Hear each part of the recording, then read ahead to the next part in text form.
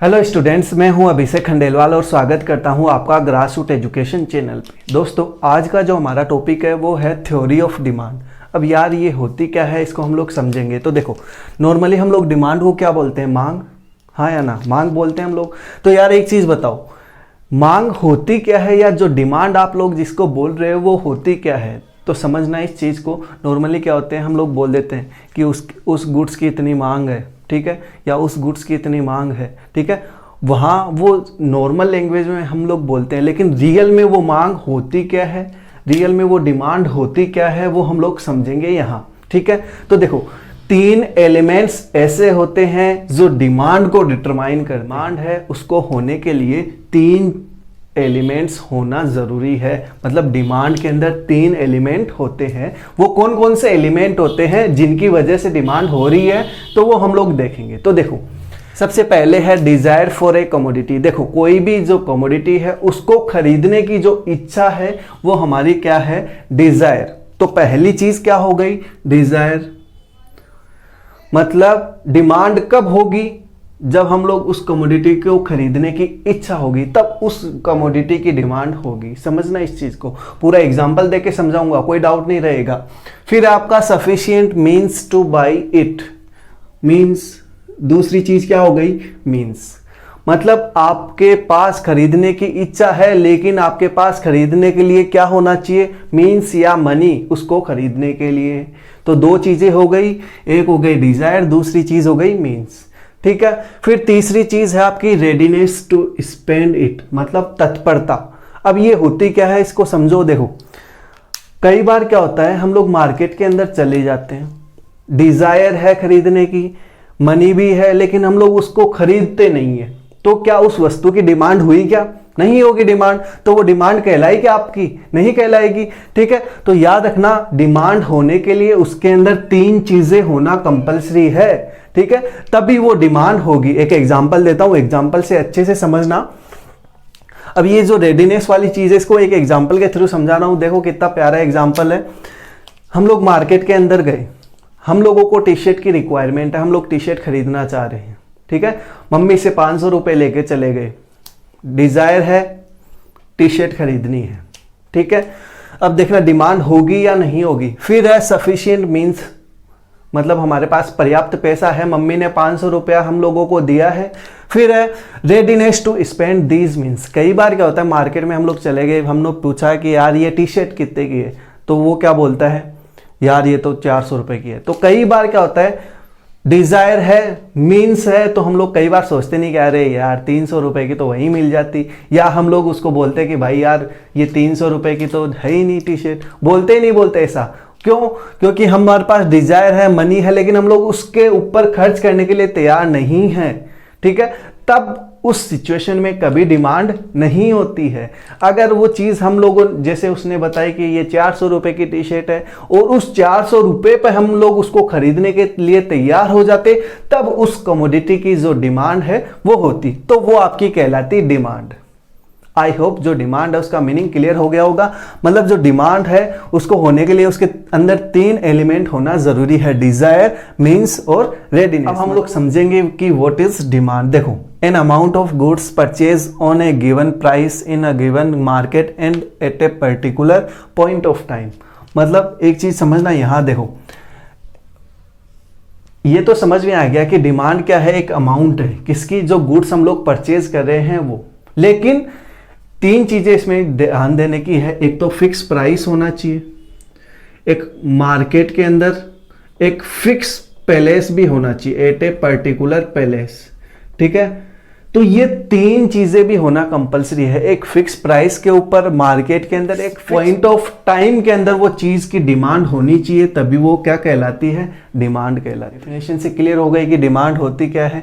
अब हम लोग चलते हैं, दो चीजें यहां आप लोगों को ध्यान रखने। लैंग्वेज में हम लोग क्या करते हैं, जो क्वांटिटी डिमांडेड है और जो डिमांड है उसको एक ही चीज समझते हैं, लेकिन याद रखना ये दोनों एक चीज नहीं होती है, ये अलग अलग चीज होती है। समझना, पहले है आपकी क्वांटिटी डिमांडेड। क्वांटिटी डिमांडेड का मीन्स होता है मांगी गई मात्रा। अब देखो, याद रखना, मैंने यहाँ लिख रखी है क्या होती है क्वांटिटी डिमांडेड और डिमांड। देखो, डिमांड का मीन्स होता है quantity which buyers are willing and ready to buy at different prices, अलग अलग प्राइसेस पे जो उसके क्वांटिटी है उसको खरीदने के लिए तैयार रहता है, वो डिमांड है।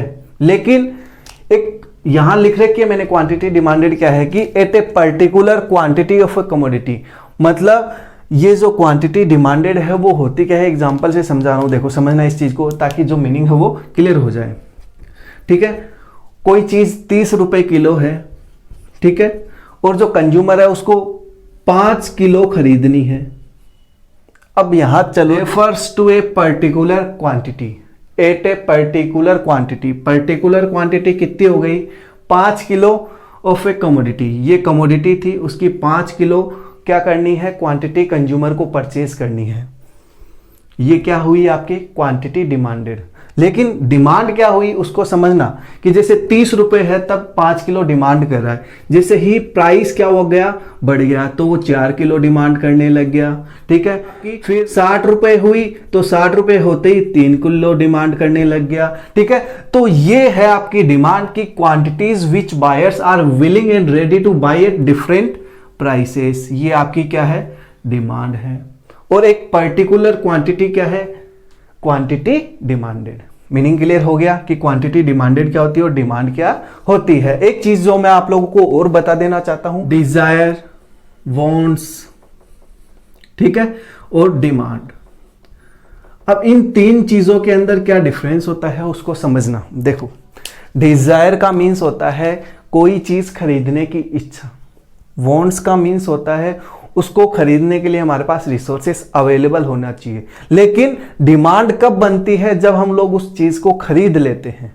तो ये तीनों चीजों में बहुत ज्यादा डिफरेंस होता है। हम लोग इनके अंदर कोई डिफरेंस नहीं समझते, लेकिन इकोनॉमिक्स इनके अंदर डिफरेंस बताता है। देखो, डिजायर समझना, डिजायर मतलब मेरी खरीदने की इच्छा है कि मैं कार खरीदूं, ये मेरी डिजायर है, लेकिन मेरे पास पैसा नहीं है, तो क्या वो वॉन्ट्स बन पाएगी? क्या नहीं बन पाएगी। अगर वॉन्ट्स नहीं बन पाएगी तो क्या डिमांड बन पाएगी? क्या नहीं बन पाएगी।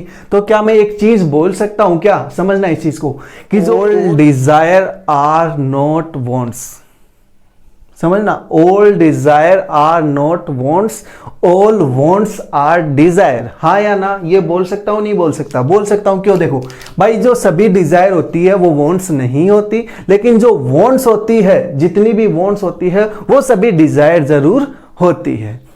मीनिंग क्लियर हो गया, डिजायर क्या होती है, वॉन्ट्स क्या होती है और डिमांड क्या होती है। अब नेक्स्ट टॉपिक है आपका डिमांड शेड्यूल। देखो समझना, डिमांड शेड्यूल होता क्या है।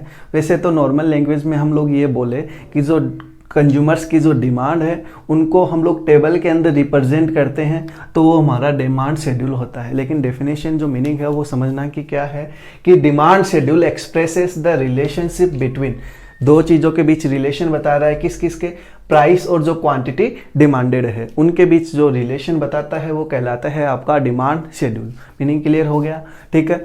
अब हम देखेंगे कि जो डिमांड शेड्यूल है वो 2 टाइप का होता है। एक होता है आपका इंडिविजुअल डिमांड शेड्यूल और एक होता है मार्केट डिमांड शेड्यूल। देखो, इंडिविजुअल डिमांड शेड्यूल वह शेड्यूल होता है जिसमें एक कंज्यूमर क्या करता है, डिफरेंट प्राइस पे जो क्वांटिटी डिमांडेड करता है उनको हम लोग रिप्रेजेंट करते हैं, ठीक है। वहीं मार्केट डिमांड शेड्यूल में क्या होता है, जो मार्केट के अंदर जितने भी कंज्यूमर्स होते हैं वो जितनी डिमांड करते हैं अलग अलग प्राइस लेवल पे, उनको हम लोग रिप्रेजेंट करते हैं। इसको देखो एक टेबल की सहायता से हम लोग जल्दी से समझ पाएंगे। तो देखना कि जैसे मान लो एक कंज्यूमर है ए,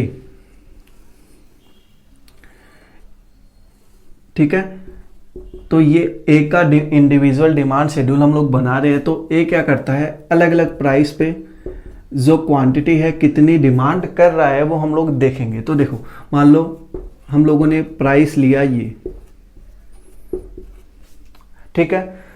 अब देखो जब प्राइस, याद रखना जो क्वांटिटी है उनके बीच हमेशा जो रिलेशन होता है वो इनवर्स रिलेशन होता है, कि जैसे ही प्राइस ऊपर होगा क्वांटिटी कम परचेज करेंगे और जैसे ही प्राइस डाउन चला जाएगा उसकी क्वांटिटी ज्यादा खरीदने लग जाएंगे। तो देखो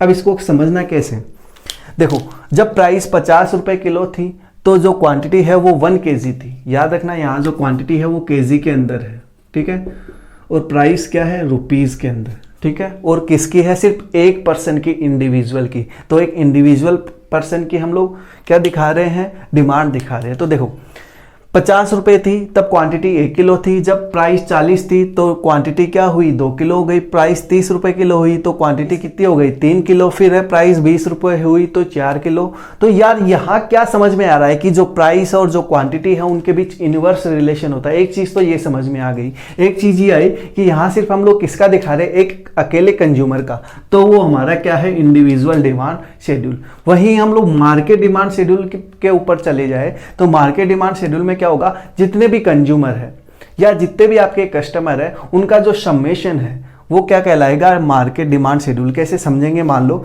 हम लोग ये मान लेते हैं कि जो मार्केट है उस मार्केट के अंदर सिर्फ 2 ही कंज्यूमर है, एक ए और एक बी। तो ए और बी दोनों की जो टोटल क्वांटिटी डिमांडेड है उनका टोटल कहलाएगा मार्केट डिमांडेड। कैसे अब देखो इसको कैसे बनाएंगे हम लोग, वो देखना कि यहाँ तो हम लोगों ने ले लिया प्राइस, ठीक है, 50, 40, 30, 20 और 10, ठीक है। अब यहाँ क्या लेंगे, ए जो डिमांड कर रहा है वो, और यहां क्या लेंगे जो बी डिमांड कर रहा है वो, ठीक है। और लास्ट में क्या लेंगे, टोटल। टोटल का मतलब होता है मार्केट डिमांड। मीनिंग क्लियर है, टोटल किसका होगा ए प्लस बी का। जैसे मान लो ए तो कितनी कर रहा था 1, 2, 3, 4 और 5, ठीक है। अब बी कितनी कर रहा होगा, जैसे मान लो 2, 3, 4, 5, 6 हो गया। अब हम लोग मार्केट डिमांड कैसे बनाएंगे, वो कैसे बनेगी, या जो मार्केट डिमांड शेड्यूल है वो कैसे बनेगा। तो देखो जो सम्मेशन है कंज्यूमर्स का, ठीक है, वो कितनी क्वांटिटी डिमांडेड कर रहे हैं वो हमारा क्या कहलाएगा टोटल। तो देखो 1 + 2 3, 2 + 3 5, 4 + 3 7, 5 और 4 9, 6 and 5 11। तो ये जो टोटल है वो कहलाएगी आपकी market demand schedule. Meaning clear हो गया कि जो इंडिविजुअल डिमांड शेड्यूल है और मार्केट डिमांड शेड्यूल क्या होता है। इसी के अंदर हम लोग एक चीज और आगे कंप्लीट कर लेते हैं क्योंकि ये टॉपिक एक दूसरे से रिलेट करते हैं। देखो यहाँ क्या है डिमांड शेड्यूल। अब दूसरा टॉपिक हमारा जो है वो है डिमांड कर्व। अब ये होता क्या है डिमांड कर्व, देखो जो आपका डिमांड शेड्यूल है उसको ग्राफिकली रिप्रेजेंट कर देना, या जो पिक्चराइजेशन है डिमांड शेड्यूल का वो क्या कहलाता है आपका डिमांड का। आपके शेड्यूल है डिमांड शेड्यूल, एक है इंडिविजुअल डिमांड शेड्यूल, एक है आपका मार्केट डिमांड शेड्यूल। वैसे ही डिमांड कर्व भी कितने टाइप के होते हैं, 2 टाइप के, एक इंडिविजुअल डिमांड कर्व और एक होता है मार्केट डिमांड कर्व। अब इन दोनों के अंदर देखो मैंने आपको क्या बोला है, ग्राफिकली रिप्रेजेंट करना या इन दोनों का पिक्चराइजेशन करना क्या कहलाता है कर्व। मीनिंग क्लियर हो गया आप लोगों का। अब देखो ये जो हम लोगों ने टेबल बनाई है, या नॉर्मल लैंग्वेज में आप बोल दो कि ये जो टेबल बनाई है हम लोगों ने इसको ग्राफिकली रिप्रेजेंट कर दो, वो हमारा क्या कहलाएगा डिमांड कर्व। तो देखो हम लोग कैसे रिप्रेजेंट करेंगे उसको समझना, ठीक है। ये हमारा कर्व है, ठीक है, याद रखना ये एक्स एक्सिस होती है, ये वाई एक्सिस होती है। और बाकी जो ग्राफ बनाने का रूल है मैं आप लोगों को पूरा सिखाऊंगा कि ग्राफ कैसे बनता है, ठीक है। तो देखो ये जो ओ एक्सिस होती है, ठीक है, और ये होती है आपकी वाई एक्सिस। तो देखो यहाँ जो प्राइस है, ठीक है, और जो क्वांटिटी है, हमेशा याद रखना जो क्वांटिटी है वो हम लोग कहाँ रखेंगे एक्स एक्सिस पे। जो क्वांटिटी है वो कहाँ आएगी एक्स एक्सिस पे, और जो प्राइस है वो कहाँ आएगा वाई एक्सिस पे। क्यों आएगा उसका एक रूल होता है। अगर मैथमेटिकली रूल की बात करें तो वाई प्राइस यहाँ क्यों आया, क्वांटिटी यहाँ क्यों आया, उसका रीजन समझना। याद रखना 2 टाइप के वेरिएबल होते हैं, 2 टाइप के वेरिएबल होते हैं, एक होता है इंडिपेंडेंट वेरिएबल, एक होता है डिपेंडेंट वेरिएबल। इंडिपेंडेंट वेरिएबल होता है वो वाई एक्सिस पे आता है, और जो डिपेंडेंट वेरिएबल होता है वो किस पे आता है एक्स एक्सिस पे। अब ये होते क्या है उसको समझना। मैंने आपको क्या बोला कि जो इंडिपेंडेंट वेरिएबल है वो प्राइस है। इंडिपेंडेंट मतलब कि जो किसी के ऊपर डिपेंडेंट नहीं हो, और जो क्वांटिटी है वो क्या है डिपेंडेंट वेरिएबल। भाई प्राइस के ऊपर ही तो डिपेंड कर रही है क्वांटिटी, किसी चीज की जो डिमांड है वो क्या होगी, ठीक है। तो जो प्राइस होता है वो क्या होता है इंडिपेंडेंट वेरिएबल, और जो क्वांटिटी है वो आपकी क्या होती है डिपेंडेंट वेरिएबल। जो डिपेंडेंट वेरिएबल है उसको एक्स एक्सिस पे हम लोग दिखाते हैं, और जो इंडिपेंडेंट वेरिएबल है उसको वाई एक्सिस पे दिखाते हैं। मीनिंग क्लियर हो गया, ठीक है। अब देखो अब हम लोग क्या कर देंगे, जो ग्राफिकली है उसको रिप्रेजेंट कर देंगे। तो यहां देखो क्वांटिटी 1 2 3 4 5, यहां प्राइस ले लो, ठीक है। अब देखो जब आपकी क्वांटिटी 1 किलो थी तो प्राइस कितना था 50, तो 1 पे 50 ये रहा, ठीक है। फिर दूसरा क्या है, 2 पे 40, तो 2 पे 40 ये रहा, ठीक है। तो आप लोग यू बना दो, ठीक है। फिर 3 पे कितना है, 30, तो 3 पे 30, फिर 4 पे 20, ठीक है। और कुछ इस तरीके से हमारा बन गया, हाँ या ना, ठीक है। ये कहलाता है आपका इंडिविजुअल डिमांड कर्व, ठीक है, याद रखना। अब कर्व क्या कहलाता है, आपका ये जो सिचुएशन बन रही है, ये जो स्लोप है वो क्या है, आपकी डिमांड कर्व, ठीक है। यहां क्या समझ में आता है, याद रखना, ये जो स्लोप है वो नेगेटिव है। नेगेटिव होने का पीछे रीजन क्या है, दो चीजों के बीच इनवर्स रिलेशन होना, ठीक है। मीनिंग क्लियर हो गया कि इंडिविजुअल डिमांड कर्व क्या होता है। वैसे ही मार्केट डिमांड शेड्यूल, देखो अगर इंडिविजुअल का बनाए, ये तो सिर्फ किसका है, ए का, बी का भी हम लोग इंडिविजुअल में बना देते हैं, फिर हम लोग मार्केट का बना देंगे। तो जैसे मान लो बी का हम लोगों ने बनाया, तो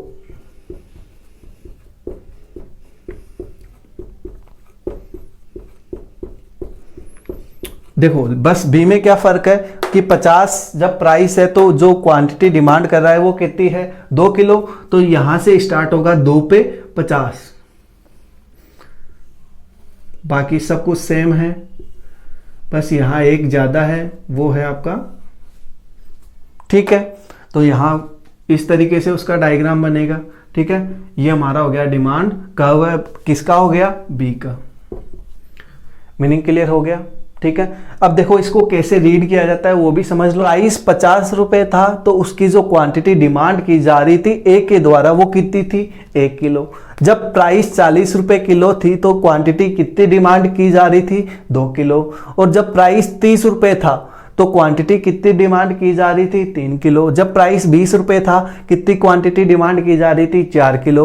जब प्राइस 10 रुपए था तो कितनी क्वांटिटी डिमांड की जा रही थी, 5 किलो। तो ये इसको ग्राफिकली या इसको लिखने का एक तरीका है कि हम लोग इसको कैसे रिप्रेजेंट करते हैं, कैसे बनाते हैं और कैसे समझाते हैं। मीनिंग क्लियर हो गया ए और बी का। अब हम लोग क्या कर देंगे, मार्केट का बना देंगे। तो मार्केट में क्या आएगा, ये जो टोटल है इस टोटल का हम लोग ग्राफ के अंदर बना देंगे। तो देखो टोटल का कैसे बनेगा, यहां हम लोग वही चीज आप जो लिख रहे हो,